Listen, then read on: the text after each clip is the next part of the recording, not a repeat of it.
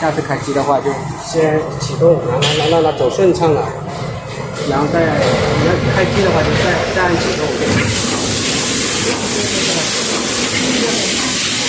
然后让走顺畅了，让走顺畅了。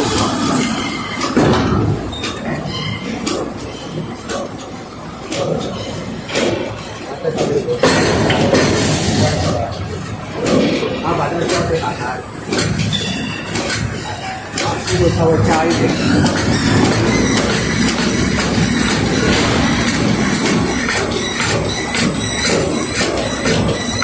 刚开始的话，这个是胶水调好哦。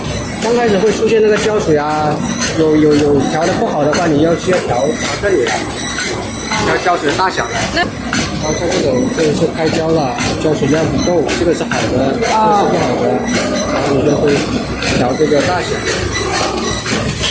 它是顺时针，你这个是历史的，现在变大，你看这个量就在这里啊。你要是太多了的话，你就关小，把它调小。就是每一个都要调吗？还是不用，你调一个就哪里没调。